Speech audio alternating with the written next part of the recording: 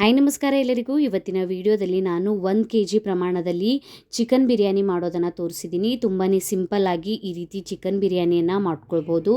ನಮ್ಮ ಮನೆಯಲ್ಲಿ ಯಾವ ರೀತಿ ಮಾಡ್ತೀವಿ ಆ ರೀತಿಯಲ್ಲಿ ಚಿಕನ್ ಬಿರಿಯಾನಿಯನ್ನು ನಾನು ತೋರಿಸಿದ್ದೀನಿ. ಅದಕ್ಕಾಗಿ ಮೊದಲು ನಾನಿಲ್ಲಿ 1 kg ಅಷ್ಟು ಚಿಕನನ್ನು ತೊಗೊಂಡಿದ್ದೀನಿ. 2-3 ನೀರಿನಿಂದ ಸರಿಯಾಗಿ ವಾಶ್ ಮಾಡ್ಕೊಳ್ಳಿ. ವಾಶ್ ಮಾಡ್ಕೊಂಡ್ಬಿಟ್ಟು ಈಗ ಇದಕ್ಕೆ ನಾನು 1 ಟೇಬಲ್ ಸ್ಪೂನ್ ಅಷ್ಟು ಅಲ್ಲ ಬೆಳ್ಳುಳ್ಳಿ ಪೇಸ್ಟನ್ನು ಹಾಕ್ಕೊಂಡಿದ್ದೀನಿ. ರುಚಿಗೆ ತಕ್ಕಷ್ಟು ಉಪ್ಪನ್ನು ಹಾಕ್ಕೊಂಡಿದ್ದೀನಿ. ಅರ್ಧ ಟೇಬಲ್ ಸ್ಪೂನ್ ಅಷ್ಟು ಅರಿಶಿಣದ ಪುಡಿಯನ್ನು ಹಾಕ್ಕೊಂಡಿದ್ದೀನಿ. 1 ಟೇಬಲ್ ಸ್ಪೂನ್ ಅಷ್ಟು ಖಾರದ ಪುಡಿಯನ್ನು ಹಾಕ್ಕೊಂಡಿದ್ದೀನಿ.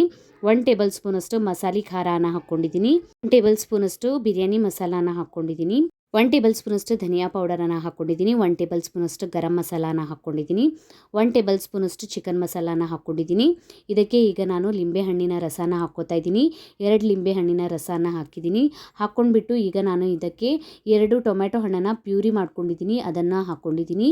ಒಂದು ಅರ್ಧ ಕಪ್ಪಷ್ಟು ಇಲ್ಲಿ ಮೊಸರನ್ನು ಹಾಕ್ಕೊಳ್ಳಿ. ಹಾಕ್ಕೊಂಡ್ಬಿಟ್ಟು ಇದನ್ನು ಸರಿಯಾಗಿ ಮಿಕ್ಸ್ ಮಾಡ್ಕೊಳ್ಳಿ. ಮಿಕ್ಸ್ ಮಾಡ್ಕೊಂಡ್ಬಿಟ್ಟು ಇದಕ್ಕೆ ನಾವು 1-2 ಟೇಬಲ್ ಸ್ಪೂನ್ ಅಷ್ಟು ಬಿಸಿ ಎಣ್ಣೆಯನ್ನು ಹಾಕ್ಕೊಂಡ್ಬಿಟ್ಟು ಮಿಕ್ಸ್ ಮಾಡ್ಕೊಳ್ಬೇಕು. ಮಿಕ್ಸ್ ಮಾಡ್ಕೊಂಡ್ಬಿಟ್ಟು ಇದನ್ನು ಒಂದು ಅರ್ಧ ಗಂಟೆ ಮ್ಯಾರಿನೇಟ್ ಮಾಡೋಕ್ಕೆ ಬಿಡಬೇಕು.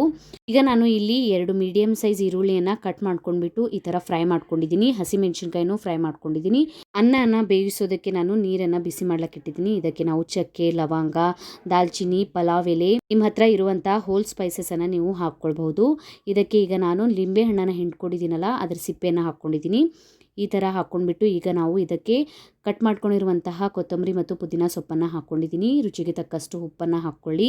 ನೀರನ್ನು ಬಿಸಿ ಆಗೋದಕ್ಕೆ ಬಿಟ್ಟಿದ್ದೀನಿ. ಈಗ 1 kg ಚಿಕನ್ಗೆ ನಾನಿಲ್ಲಿ 1 kg ಅಷ್ಟು ಬಾಸ್ಮತಿ ಅಕ್ಕಿಯನ್ನು ತೊಗೊಂಡಿದ್ದೀನಿ. ಇದನ್ನು ಸರಿಯಾಗಿ ವಾಶ್ ಮಾಡ್ಕೊಂಡ್ಬಿಟ್ಟು ಅರ್ಧ ಗಂಟೆ ನೆನೆಸ್ಕೊಳ್ಬೇಕು. ಬಿರಿಯಾನಿ ಸರಿಯಾಗಿ ಬರುತ್ತೆ. ಈಗ ನೋಡಿ ನೀರು ಸರಿಯಾಗಿ ಬೆಂದಿದೆ. ಇದರೊಳಗೆ ನಾವು ಈಗ ಅಕ್ಕಿ ಒಳಗಿಂದ ನೀರನ್ನು ತೆಕ್ಕೊಂಡ್ಬಿಟ್ಟು ನೀರಿನೊಳಗೆ ಹಾಕ್ಕೊಳ್ಬೇಕು. ಅಕ್ಕಿಯನ್ನು ನಾವು ಅರ್ಧ ಬೇಯಿಸ್ಕೊಂಡ್ರೆ ಸಾಕು. ಅರ್ಧ ನಾವು ಇದನ್ನು ಸ್ಟೀಮ್ನಲ್ಲಿ ಬೇಯಿಸ್ಕೊಳ್ಬೇಕು. ಅದಕ್ಕಾಗಿ ಈಗ ನೋಡಿ ನಾನು ಅಕ್ಕಿಯನ್ನು ಹಾಕ್ಕೊಂಡ್ಬಿಟ್ಟು ಲಿಂಬೆಹಣ್ಣಿನ ರಸನ ಹಿಂಡ್ಕೊತಾ ಇದ್ದೀನಿ. ಹಿಂಡ್ಕೊಂಡ್ಬಿಟ್ಟು ಇದನ್ನು ಸರಿಯಾಗಿ ಮಿಕ್ಸ್ ಮಾಡ್ಕೊಳ್ಳಿ. 1-2 ಕುದಿ ಬರೋವರೆಗೂ ಇದನ್ನು ಬೇಯಿಸ್ಕೊಂಡ್ರೆ ಸಾಕು. ನೋಡಿ ಈಗ ನಮ್ಮ ಅಕ್ಕಿ ಈ ಥರ ಬೆಂದರೆ ಸಾಕು. ಈಗ ನಾನು ಇದನ್ನು ನೀರನ್ನು ತೆಕ್ಕೊಂಡ್ಬಿಡ್ತೀನಿ. ಈಗ ಒಂದು ಪಾತ್ರೆಯಲ್ಲಿ ನಾನು ಈ ಬಿರಿಯಾನಿ ರೆಸಿಪಿಯನ್ನು ಮಾಡ್ತಾಯಿದ್ದೀನಿ. ಅದಕ್ಕಾಗಿ ದೊಡ್ಡ ಪಾತ್ರೆಯನ್ನು ತೊಗೊಂಡಿದ್ದೀನಿ. ಇದರೊಳಗೆ ನಾನೀಗ ಬಿಸಿ ಮಾಡ್ಕೊಂಡಿರುವಂಥ ಎಣ್ಣೆಯನ್ನು ಹಾಕ್ಕೋತಾ ಇದ್ದೀನಿ. ಎಣ್ಣೆಯನ್ನು ಹಾಕ್ಕೊಂಡ್ಬಿಟ್ಟು ಫ್ರೈ ಮಾಡ್ಕೊಂಡಿರುವಂಥ ಈರುಳ್ಳಿಯನ್ನು ಹಾಕ್ಕೊಳ್ಳಿ ಸ್ವಲ್ಪ. ಈಗ ನಾವು ಮ್ಯಾರಿನೇಟ್ ಮಾಡ್ಕೊಂಡಿರುವಂಥ ಚಿಕನನ್ನು ಹಾಕ್ಕೊಂಡ್ಬಿಟ್ಟು ಸರಿಯಾಗಿ ಸ್ಪ್ರೆಡ್ ಮಾಡ್ಕೊಳ್ಳಿ. ಇದ್ರ ಮೇಲೆ ನಾವು ಫ್ರೈ ಮಾಡ್ಕೊಂಡಿರುವಂಥ ಈರುಳ್ಳಿ, ಹಸಿಮೆಣಸಿನ್ಕಾಯಿ ಮತ್ತು ಕಟ್ ಮಾಡ್ಕೊಂಡಿರುವಂಥ ಕೊತ್ತಂಬರಿ ಮತ್ತು ಪುದೀನ ಸೊಪ್ಪನ್ನು ಹಾಕ್ಕೊಳ್ಬೇಕು. ಈಗ ನಾವು ಬೇಯಿಸ್ಕೊಂಡಿರುವಂತಹ ಅನ್ನನ ಇದ್ರ ಮೇಲೆ ಸರಿಯಾಗಿ ಸ್ಪ್ರೆಡ್ ಮಾಡ್ಕೊಳ್ಬೇಕು.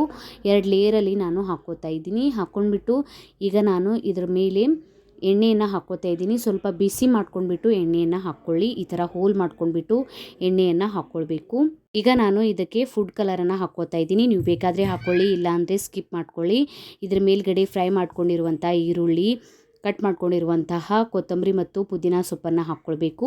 ಫ್ರೈ ಮಾಡ್ಕೊಂಡಿರುವಂಥ ಹಸಿಮೆಣಸಿನ್ಕಾಯನ್ನು ಹಾಕ್ಕೊಂಡ್ಬಿಟ್ಟು ಹೈ ಫ್ಲೇಮ್ನಲ್ಲಿ 5 ನಿಮಿಷ ಬೇಯಿಸ್ಕೊಳ್ಬೇಕು. ಆಮೇಲೆ ಫ್ಲೇಮನ್ನು ಕಡಿಮೆ ಮಾಡ್ಕೊಂಡ್ಬಿಟ್ಟು 10 ನಿಮಿಷ ಬೇಯಿಸ್ಕೊಳ್ಬೇಕು.